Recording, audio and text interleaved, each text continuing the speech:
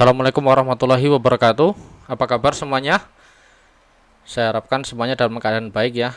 Jadi hari ini adalah pertemuan kita yang ketiga di mata kuliah praktikum basis data. Kemarin di pertemuan 1 kita sudah belajar cara mengakses database. Terus di pertemuan kedua kita belajar membuat sebuah user baru, membuat password user, dan juga membuat hak aksesnya. Dan sekarang di pertemuan ketiga kita membahas mengenai data definition language.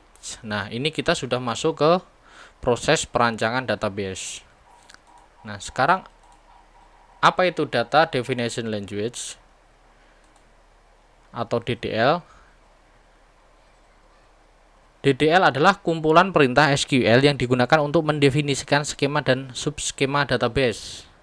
Nah, sekarang saya analogikan seperti ini. Jadi analoginya adalah saya memiliki gudang, dan di dalam gudang itu ada rak penyimpanan ya, ada rak penyimpanan. Nah, gudang ini saya analogikan sebagai database, dan rak penyimpanan ini sebagai tabelnya atau yang nanti isinya di dalamnya. Nah, di materi DDL ini yaitu kita belum membahas isi di dalamnya, tapi kita membahas tempat penyimpanannya. Mau seperti apa gudang yang akan kita buat? Apakah besar atau sedang atau mungkin kecil? Terus bagaimana ukuran raknya yang mau kita pakai? Tentunya kita harus mengetahui yang mau kita simpan apa di gudang. Apakah kita menyimpan makanan? Mungkin kalau misalkan makanan raknya cukup kecil-kecil aja, partisinya kecil. Tapi kalau misalkan kita menyimpan alat berat, misalkan di sini ada traktor, nah otomatis di sini juga bukan rak lagi yang kita pakai, tapi kita bikin partisi-partisi. Nah, itu tentunya disesuaikan dengan isinya. Termasuk juga dengan database. Ketika kita membuat sebuah database dan di dalamnya itu ada table, otomatis kita juga sesuaikan. Nah, ini tabelnya untuk menyimpan apa, untuk menyimpan data apa. Dan di dalam table itu tentunya ada yang namanya tipe data. Tipe data apa yang kita pakai, terus panjangnya atau besarnya itu seberapa, dan itu harus disesuaikan dengan data yang nanti akan kita tampung. Bukan berarti kita langsung bikin space yang besar otomatis kita aman, tetapi ketika kita membuat space yang besar ini nanti dampaknya juga untuk mengaksesnya ini akan lama. Jadi ketika kita tidak tepat dalam membuat sebuah tabel, ini akan mempengaruhi proses query-nya ya. Oke. Nah, ini adalah istilah dalam table. Jadi istilah di dalam database, sorry. Ini database. Dari di dalam database itu ada nanti ada table, terdiri dari beberapa table yang tentunya nanti kalau kita sudah belajar mengenai relasi table, nanti masing-masing table ini saling berrelasi, saling berhubungan. Nah, di dalam table itu ada yang kita sebut dengan field. Nah, field itu seperti ini. Nah, field kolom. Jadi nama fieldnya misalkan di sini student ID ini atau name, misalkan nama, tanggal lahir dan lain-lain. Nah, ini di dalam field ini ada namanya record. Record ini adalah isi data yang dibaca secara baris ya. Record 1, record 2. Nah, ini adalah datanya.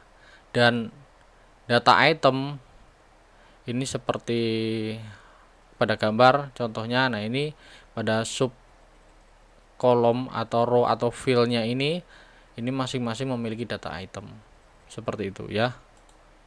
Nah, sekarang perintah dalam data definition language. Nah, ini ada database dan juga table. Nah, perintahnya itu yang kita gunakan adalah create.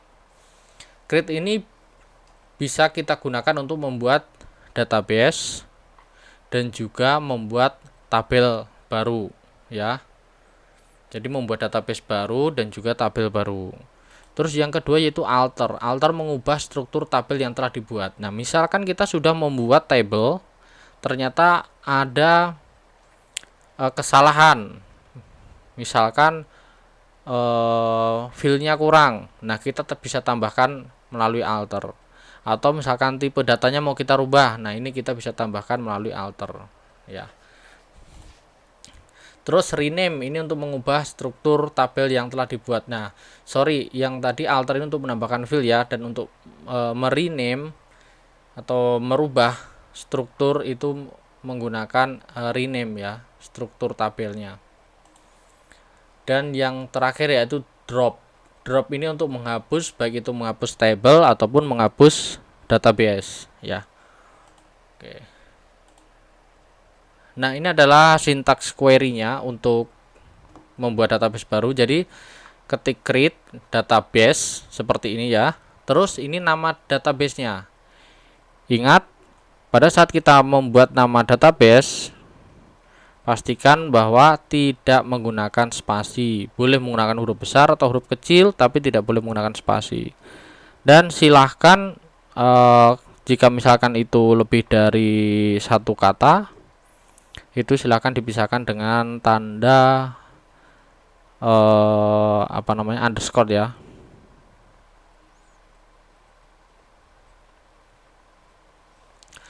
Terus yang kedua ya menampilkan database ya. Ini kita menggunakan show databases. Yang kenapa di sini ada s-nya? Jadi database-nya itu kan tidak hanya satu, jadi jamak artinya. Artinya kita akan menampilkan semua isi database yang ada di MySQL. Terus lanjut menghapus database, ini menggunakan drop database dan nama database yang akan kita hapus ya. Oke, jadi ini singkat saja, ada 3 fungsi ya untuk meng-create database, menampilkan database, dan juga untuk menghapus database. Nah, selanjutnya setelah kita buat database, otomatis kita akan menggunakan database yang mana yang akan kita gunakan. Nah, ini kita ketikkan saja sintaks query-nya yaitu use nama database-nya. Setelah kita menggunakan satu database, kita langsung membuat table. Jadi membuat table baru dengan create table, nama tabelnya apa, kurung buka dan kurung tutup. Nah, di dalam kurung ini ada kolom 1, tipe datanya apa, terus karakternya bagaimana, apakah itu boleh kosong atau tidak boleh kosong. Contohnya, misalkan kita membuat database mahasiswa. Nah, NIM itu otomatis dia tidak boleh kosong. Nama dia tidak boleh kosong. Misalkan alamat, tanggal lahir mungkin boleh saja dikosongkan, tapi untuk NIM dan nama ini tidak boleh kosong, karena kalau untuk NIM nanti akan kita pakai untuk primary key, dan untuk nama ini nanti juga untuk data utamanya ya. Walaupun sebenarnya bisa kita setting, bisa kita kosongkan ya, tapi kita harus sesuaikan dengan fungsinya. Terus jika memang nanti tabelnya ini akan berelasi ke tabel lain, pastinya kita harus punya primary key atau kunci utamanya yang nanti kita relasikan ke tabel lain. Nah, ini adalah beberapa tipe data, jadi tidak perlu dihafalkan, cukup kalian pelajari, dibaca, dan nanti semakin sering kalian mencoba atau semakin sering kalian praktek, nanti akan tahu data mana yang cocok yang akan kita gunakan. Misalkan kita mau menyimpan data dengan bilangan bulat positif atau bilangan bulat negatif, ini kita cukup menggunakan integer saja. Karena ketika nanti kalian salah dalam membuat data atau memilih tipe data, nanti dampaknya juga semakin besar nanti kapasitas data yang ditampung, otomatis akan mempengaruhi proses query-nya. Nah, ini di sini ada ukurannya. Jika misalkan kalian akan menggunakan data, ini ring jangkauannya minus 128 sampai 127, ini cukup menggunakan tiny integer, menyimpan data bilangan bulat positif dan negatif. Ringnya jangkauannya itu dari minus 128 sampai 127, dan ini besarnya 1 byte atau 8 bit. Nah, tapi jika misalkan kalian membutuhkan lebih besar lagi, bisa menggunakan small integer atau medium integer atau integer. Bahkan jika nanti pengalian bilangan desimal itu bisa menggunakan desimal, atau misalkan bilangan pecahan itu bisa menggunakan double, ya seperti itu. Tapi pengaruhnya pasti nanti ke besaran datanya ya, tipe data. Nah, ini untuk tipe data string, karakter. Nah, di sini ada char, ini untuk menyimpan data string ukuran 0 sampai 255 karakter. Contoh, kita mau membuat kode mata kuliah dengan char. Nah, di dalam kode mata kuliah ini besarnya berapa, panjangnya berapa. Misalkan kodenya ini panjangnya 10 digit. Ya, kita cukup batasin aja 10 digit.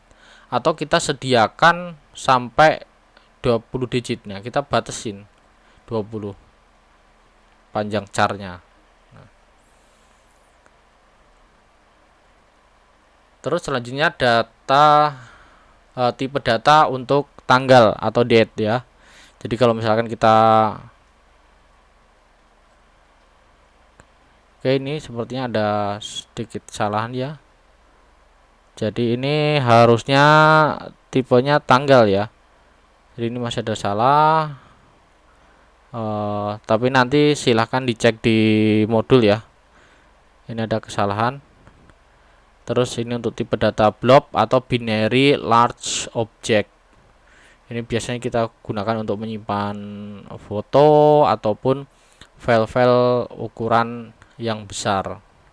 Seperti itu. Nah, selanjutnya ini untuk menampilkan table ya. Jadi menampilkan table, show table tadi sama dengan menampilkan database, show databases. Nah, ini show tables. Ingat menggunakan S karena akan menampilkan lebih dari satu table nanti. Terus menampilkan filenya ya. Ini deskripsi dan nama tabel ya. DSC nama tabel. Terus merubah nama tabel, ini rename table, nama tabel lama dan to-nya ke nama tabel baru. Untuk menampilkan tabel lagi, show tables, dan menampilkan field ini sama seperti tadi ya. Nah, oke, selanjutnya kita akan coba membuat sebuah tabel, sebuah database dengan nama Unpam yang terdiri dari tabel mahasiswa dan tabel mata kuliah. Dimana untuk tabel mahasiswa ini name dengan tipe data integer, auto increment, nama tipe data char dengan panjang karakter 30, alamat tipe data char 60, tanggal lahir tipe data date, name sebagai primary key. Terus deskripsi untuk tabel mata kuliah, kode MK, tipe data char 10, nama mata kuliah, charnya 20, jumlah SKS, tipe data integer, name integer, ini name ini sebagai foreign key. Jadi nanti antara tabel mahasiswa dan tabel mata kuliah nanti akan terrelasi melalui kolom name ya, kolom name. Tapi untuk proses relasinya nanti di pertemuan selanjutnya, dan kita cukup bisa membuat database dan juga membuat table. Oke, untuk praktek nanti kita lanjutkan di video berikutnya. Terima kasih. Assalamualaikum warahmatullahi wabarakatuh.